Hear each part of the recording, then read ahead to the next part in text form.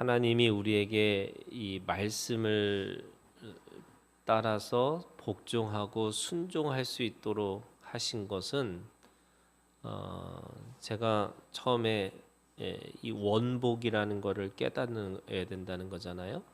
근데 그 원복을 깨닫는다는 게 정확하게 어떤 의미냐면 내가 누구인지를 깨닫는 거예요. 그게 나의 정체성이에요.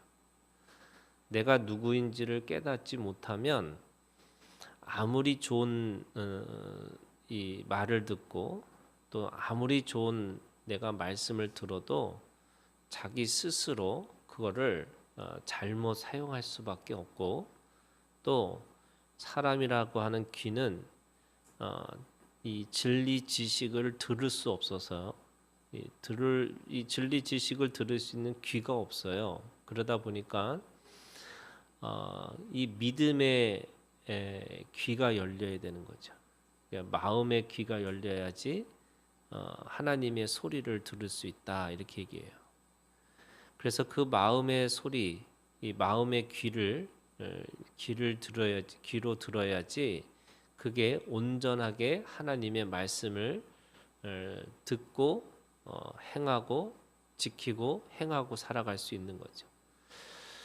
그러면 이 변화된다라는 거, 내가 누구인지를 정확하게 안다는 것은 결국 자신이 누구인지를 아는 건데, 그 안다라는 것이 어떻게 아는 거냐면 사람들은요 계속 자신을 들여다보면 볼수록 이 선악과를 먹은 사람이기 때문에 이게 변화되지 않는 거예요.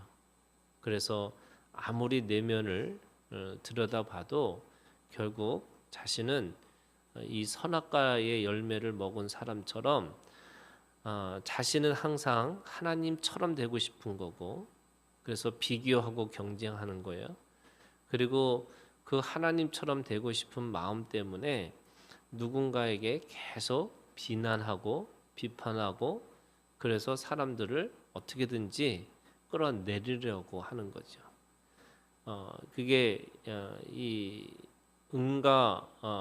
인과응보고 또 그게 양육강식이라고 하는 이 동물의 논리로 사람을 볼 수밖에 없어요.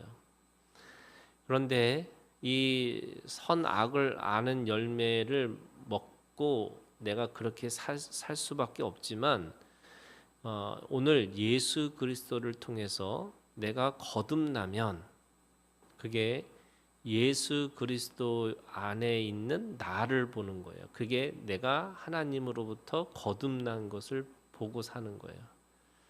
그래서 오늘 내가 하나님으로부터 예수님 안에서 영원한 복을 받고 사는 거예요. 신령한 복을 받고 사는 사람, 그 신령한 복을 받고 사는 사람들은 오늘 말씀해 보면요, 네 가지가 다르다는 거예요. 이 네 가지 다른 것으로 살아야지만 된다는 거예요. 이 우리가 말씀을 물로 비유를 하잖아요. 근데 내가 변하지 않는 거를 가지고 살면 이게 뱀의 눈을 갖고 사는 거예요. 그 뱀의 눈을 갖고 있는 사람은 그 맑은 물을 마시면 마실수록 그 물을 도구로 쓸 수 있는 거예요. 그게 뱀의 눈을 가지고 있는 사람들이에요. 그런데 우리가 하나님 앞에 예수 그리스도 안에서 양이 되잖아요. 그 양이 되면 맑은 물, 푸른 토장과 실만한 물가라고 하는 그것을 먹으면 먹을수록 내가 젖을 내고 또 그걸 통해서 그 생명을 낳게 돼 있는 거죠. 그러니까 내가 하나님 안에서 양이라고 하는 자기 본질을 정확하게 알고 있는 사람은 오늘 첫 번째 39절에서 40절에 있는 말씀이에요. 우리가 누구를 따를 것인가, 이게 정확하게 알게 된다는 거예요. 하나님의 사람은 하나님을 따라가는 거죠. 예수 그리스도 안에 있는 사람들은 그 예수님을 따라가게 돼 있는 거죠. 내 안에 거하시는 성령이 계시면 내가 성령의 인도하심을 받고 살아가는 거예요. 그게 우리에게 진정한 선생님이에요. 그러니까 선생님이 누구인지를 분명하게 아는 거죠. 하나님의 말씀과 예수 그리스도의 십자가와 성령에 깨어서 우리를 인도하시는 그것을 따라가는 게 우리의 삶이라고 얘기하는 거죠. 그게 양의 삶의 모습이라고 할 수 있고 또 양의 본질이라고 할 수 있는 겁니다. 두 번째는 41절부터 42절에 있는 말씀에는 뭐라고 얘기하고 있는 거냐면 이 뱀의 눈을 갖고 있는 사람은요, 내 눈 속에 있는 들보를 깨닫지 못하고 그 형제 속에 있는 티를 빼라고 자꾸 얘기를 하는 거예요. 그게 뱀의 눈을 갖고 있는 사람이에요. 그러면 그 들보를 빼고 그 형제의 눈 속에 있는 티를 빼리라라고 하는 이 말은 무슨 뜻이냐면, 하나님은 오늘 말씀을 주시고 또 예수 그리스도의 십자가로 살게 하시고 성령의 인도하심을 따라 살게 하려면 어떤 삶을 살게 하냐면요, 내가 죽고 내게 맡겨진 생명을 살리는 일을 하고 있다는 거예요.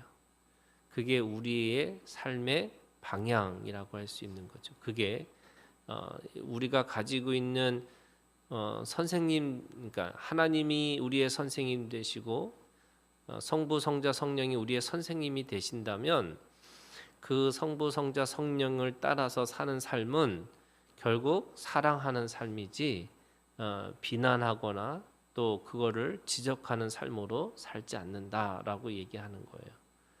세 번째는요, 43절부터 45절에 있는 말씀이에요. 사람들은 열매를 바꾸려고 해요. 그러니까 자꾸 감나무를 심어가지고 자꾸 밤이 열리기를 원하는 거죠. 밤나무를 심어서 자꾸 감이 열리기를 원하는 거예요. 근데 하나님은 우리한테 뭐라고 말씀하시냐면 감나무를 심어서 감이 나는 거예요.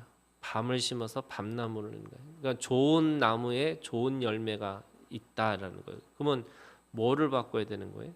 나무를 바꾼다는 거예요.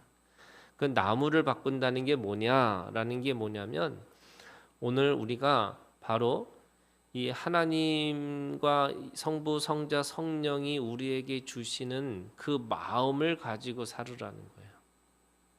내가 무엇을 갖고 사느냐?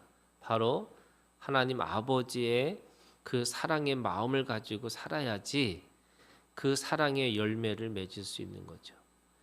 예수 그리스도의 십자가의 그 죽기까지 복종하고 헌신하는 그 삶으로 삶의 마음을 가지고 살아야지 내가 예수 그리스도의 헌신의 그 마음으로 헌신을 이루고 살아갈 수 있는 거죠. 성령의 깨우침과 인도하심을 따라서 그 마음을 가지고 살아야지만 그 성령의 역사하심을 내가 열매를 맺고 살아가는 거죠. 그런데 사람들은 자꾸 자기 마음을 들여다보고 자꾸 자기가 뭔가 잘못했나라고 생각하고 산다는 거예요. 우리는 자기를 보는 게 아니고요, 하나님을 바라보고 사는 거예요. 그게 그 열매를 맺는 데 있어서 가장 중요한 나무를 바꾸는 일과 같다는 거죠. 마지막으로 46절부터 49절은요, 네 번째가 뭐냐면, 우리가 인생이라는 걸 뭘 이루고 살아가는데 그 집을 짓는 것과 같은 거죠. 근데 그 집을 지을 때 뭐라고 얘기하냐면, 두 사람이 있다는 거예요. 한 사람은 48절에 집을 짓되 깊이 파고 주축을 반석 위에 놓은 사람과 같으니 큰 물이 나서 탕류가 그 집에 부딪히되 잘 지었기 때문에 능히 요동하지 못하게 할 거니와, 49절에 듣고 행하지 아니하는 자는 주축 없이 흙 위에 집 지은 사람과 같으니 탕류가 부딪힘에 집이 곧 무너져 파괴됨이 심하니라.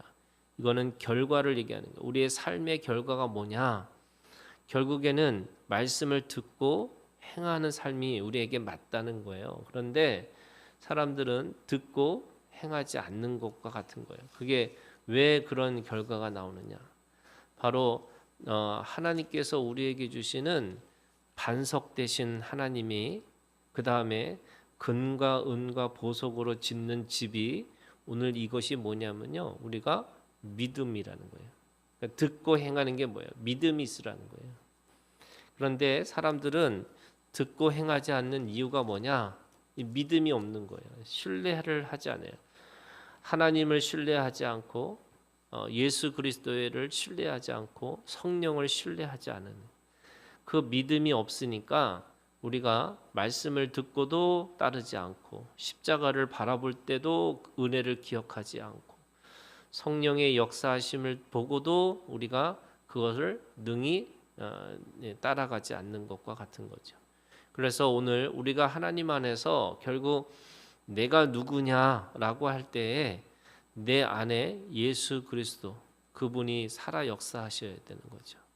그분으로 인해서 내가 성부 성자 성령의 내 존재를 바라보지 않으면 결코 우리는 아무도 누구도 그 열매를 맺지도 못할 거고 또 하나님의 심판을 견딜 수도 없을 것이고 또 그 안에서 누군가를 끊임없이 정죄하고 살아갈 수밖에 없을 것이다. 그래서 오늘 우리가 바로 이 내가 아니고 내가 예수 그리스도 안에 있는 사람이라고 하는 자기의 정체성이 아주 분명한 그런 삶으로 살아야 할 것이라고 말씀하고 있습니다. 오늘 그 믿음을 가지고 오늘도 하나님의 말씀을 듣고 행하는 오늘 우리가 되기를 주님의 이름으로 축원합니다.